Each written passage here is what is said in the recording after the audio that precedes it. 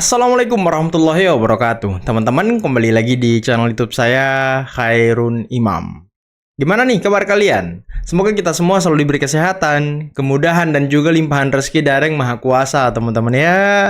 Nah, di video kali ini kita akan melihat sebuah tayangan di mana Ahmad Khozinuddin, salah satu kuasa hukum dari Roy Suryo CS yang memang hobinya marah-marah, ngamuk-ngamuk, berontak, teriak-teriak, lagi-lagi kumat saat tampil di salah satu stasiun TV ketika berhadapan dengan Bang Lecumanan dari Pradi Bersatu. Ya mungkin dia tersinggung dengan omongan ataupun statement Bang Lecumanan yang mengatakan bahwa Anda sebagai pengacara saat mendampingi Gus Nur dan juga Bang Tri semuanya masuk bui. Apakah Roy Suryo juga nanti bernasib sama dengan mereka, teman-teman? Karena itulah Bang Empel langsung tersulut emosinya, ngamuk-ngamuk, teriak-teriak, nunjuk-nunjuk. Ya dia tersinggung kali ya, jejak rekamnya dibongkar.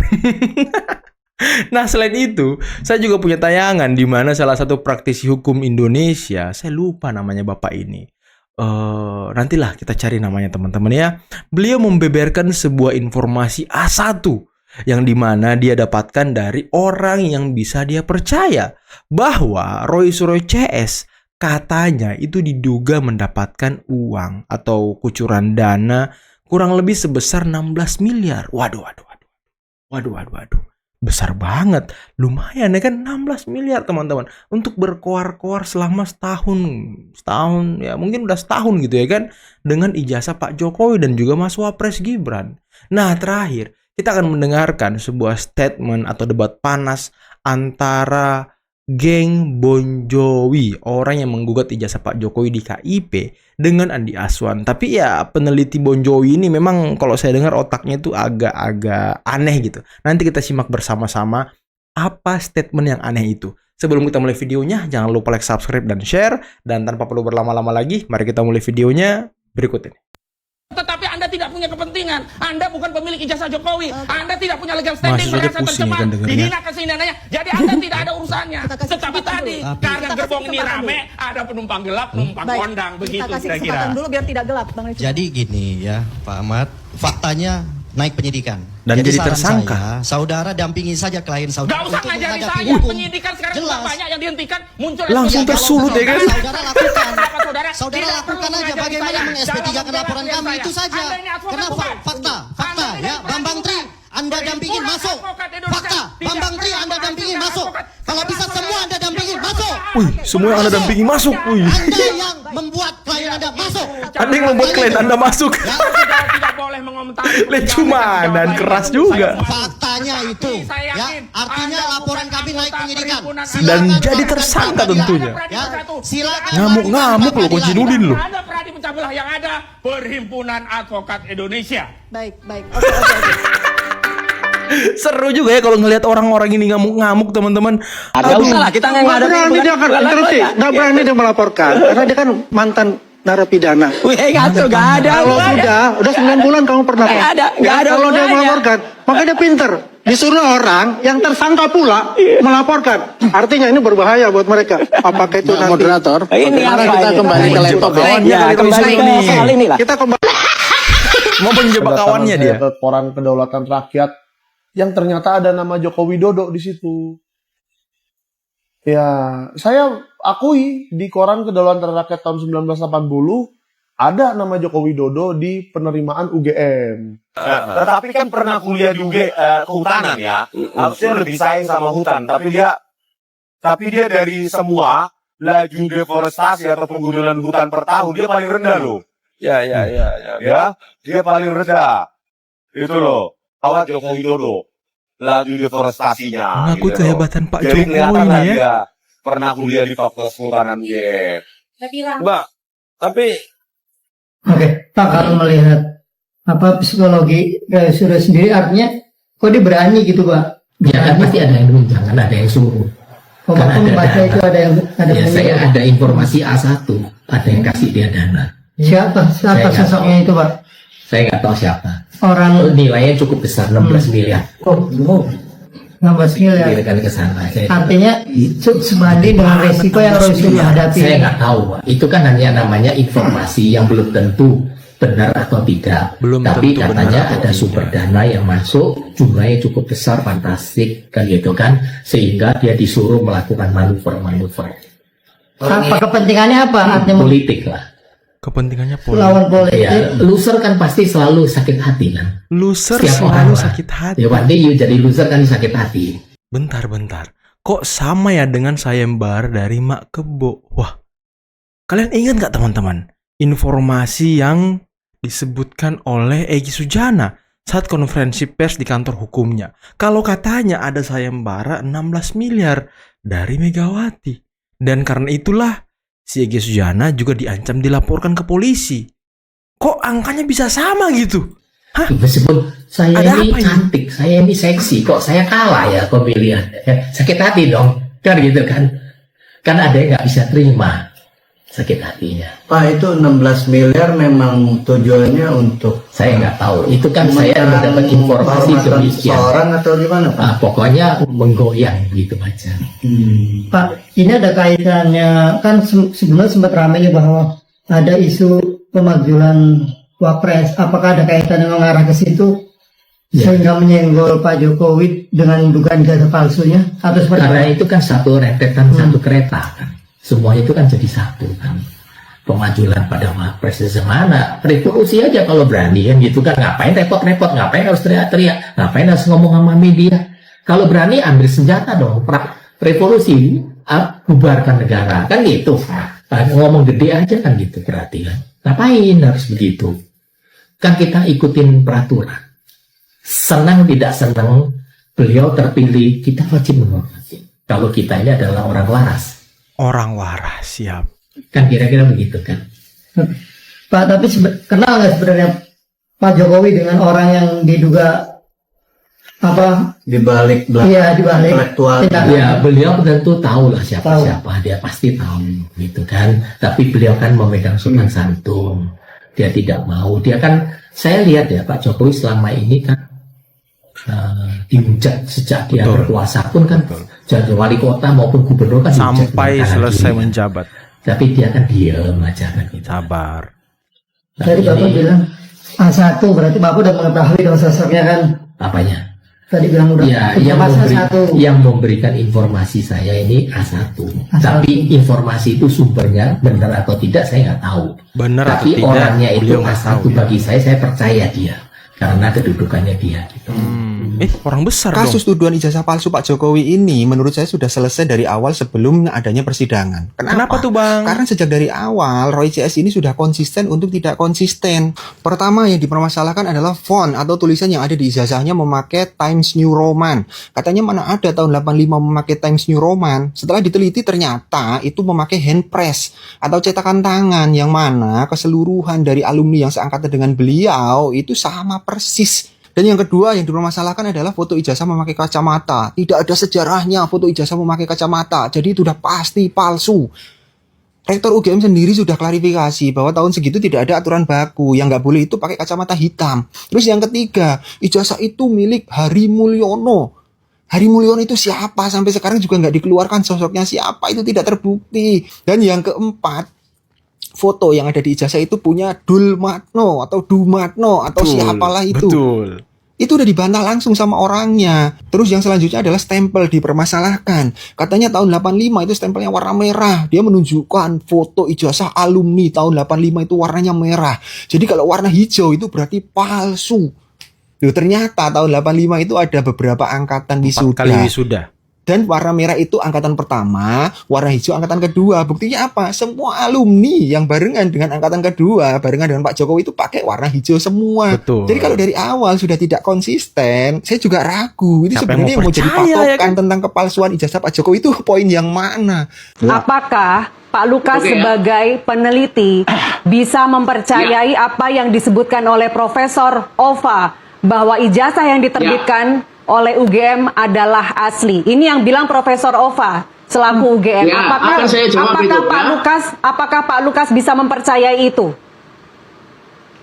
Ini bukan ya, dalam dunia ilmiah itu tidak soal percaya atau tidak percaya. UGM Tapi sebagai harus ada penerbit, bukti. Pak. UGM Ya. sebagai penerbit. Bentar, Lantas sebentar. kalau Tolong jangan dipotong 2 menit ya. Baik. Anda atau si siapa itu namanya lupa saya. Ya, yang disampaikan oleh rektor UGM itu hanya testimoni, kesaksian. Testimoni. Ya, itu sifat. Karena tetap barang buktinya belum ditunjukkan. Jadi tidak bisa itu dianggap sebagai bukti, baru testimoni. Ya. Testimoni. Yang kedua, kalau si Andi tadi memakai logika uang palsu, problemnya kemungkinan ini ada dugaan yang mencetak uang palsu itu perurinya atau Bank Indonesianya, sehingga harus ada pihak independen, pihak ketiga Luar biasa. yang mereview, meneliti Pansos. sah atau tidaknya. Pansos. Kalau yang diduga yang memasukkan uang itu Bank Indonesia atau peruri, ya nggak bisa dong mereka yang meneliti. Baik. Pakai logika yang sederhana Jadi aja. dia menuduh Yang punya UGM yang hak ini. itu adalah Pak Jokowi. Mau ditunjukkan oke, nggak ditunjukkan juga. Tapi ini sudah masuk ke ranah pengadilan sebagai barang substansif untuk di pengadilan.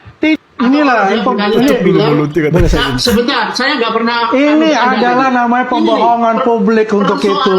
Udah lama akan ditampilkan ya. Dari pertama-tama Roy Suryo mengatakan, saya tunjukkan, saya akan ambil ijazahnya Pak Jokowi, saya akan periksa. Siapa elu?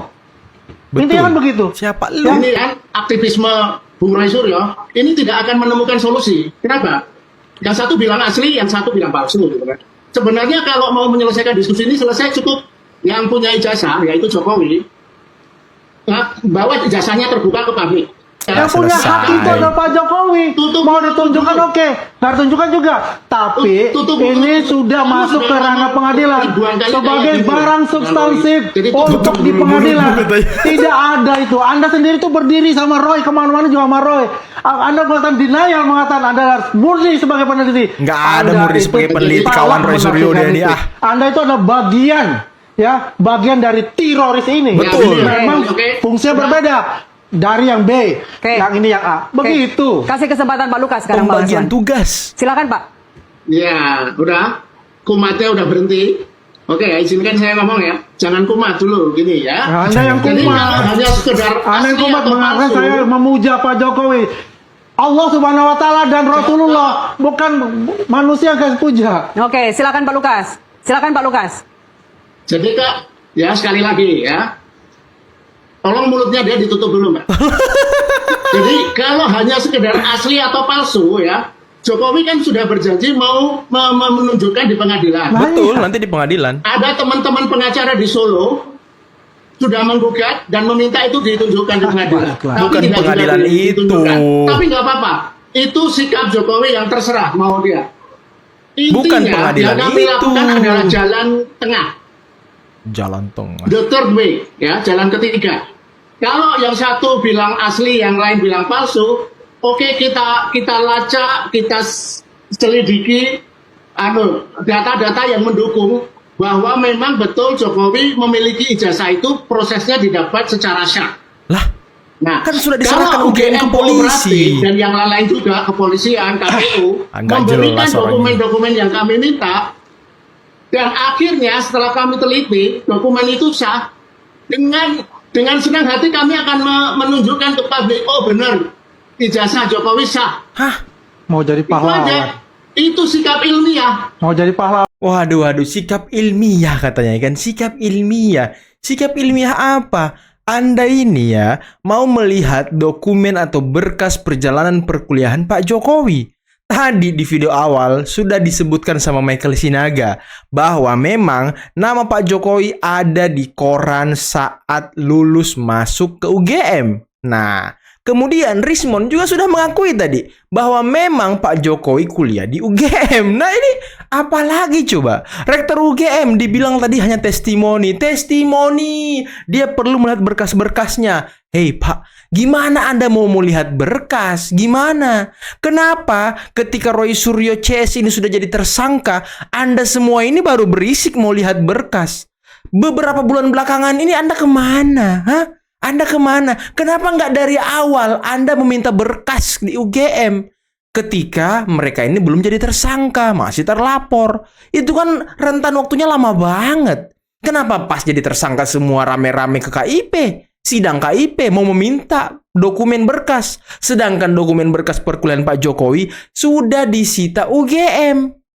Sudah disita Polda Metro, bukan UGM, teman-teman. UGM memberikan dan menyerahkan berkas perkuliahan Pak Jokowi ke Polda Metro untuk jadi barang bukti. Nah, yang nantinya akan dibuka di pengadilan. Begitu Pak alurnya. Jadi sekarang kalau Anda minta berkas perkuliahan Pak Jokowi, ini udah nggak ada di UGM. Dan juga ya, sudah beberapa orang yang mengatakan, kuasa hukum Pak Jokowi mengatakan, kemudian Dekan Fakultas Kedokteran Gigi UGM juga pernah mengatakan bahwa, kalau nggak salah di bulan apa gitu ya, Dekan Fakultas Kehutanan mengundang seluruh dekan dan sivitas akademika, rektor, wakil rektor, para dekan di UGM untuk datang ke Fakultas Kehutanan melihat berkas perkuliahan Pak Jokowi. Karena kan pasti dekan-dekan ini ataupun wakil rektor ini ada yang terpengaruh dengan omongan-omongan Roy Suryo karena setiap hari diulang-ulang. Dan ya orang tidak mengerti mengenai digital forensik, orang nggak ngerti. Jadi mereka dengar, oh iya masuk akal juga ya, oh iya. Apakah memang palsu? Nah, untuk menghindari itu, Dekan Fakultas Kehutanan itu sudah membuka berkas perkuliahan Pak Jokowi di hadapan rektor, wakil rektor, dan dekan-dekan di UGM. Dan semua jelas, clear. Pak Jokowi ada masuknya, ada bayarnya, ada KRS-nya, ada KHS-nya, ada skripsinya, wisuda beliau, ada fotokopi ijazahnya di situ sebagai arsip. Jadi ya, Tifah kalau ngomong selama ini, wah dosen-dosen di UGM aja itu banyak yang percaya sama kami bahwa ijazah Pak Jokowi palsu. Nah itu perlu dipertanyakan, dosen-dosen apa. Sedangkan seluruh dekan dan juga petinggi rektor dan wakil rektor sudah meyakini. Dan dua kali Dekan Fakultas Kedokteran Gigi mengatakan itu, menyampaikan itu. Tapi ya ketika ada dosen, dekan atau siapapun itu menyampaikan fakta-fakta mengenai perkuliahan Pak Jokowi, pasti diteriaki atau dikatain termul. Inilah kebiasaan-kebiasaan buruk orang-orang yang otaknya mungkin setengah. Aduh, susah memang ya ngobrol sama manusia-manusia seperti ini, teman-teman. Udahlah, mungkin cukup sekian dulu video kali ini. Jangan lupa like, subscribe, dan share videonya. Dan bentar, mengenai 16M itu gimana, teman-teman? Hah? Mengenai 16M itu gimana? Waduh, kok bisa sama angkanya dengan Mak Kebo? Waduh. Kira-kira menurut kalian gimana, teman-teman? Nah, kira-kira menurut kalian gimana?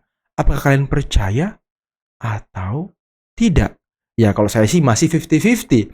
Masih menduga-duga dan masih mengira-ngira. Belum bisa membenarkan informasi itu. Dan beliau juga mengatakan informasi itu belum tentu kebenarannya. Masih perlu di cross-check lagi. Oke? Akhir kata, billahi taufiq wal hidayah. Assalamualaikum warahmatullahi wabarakatuh.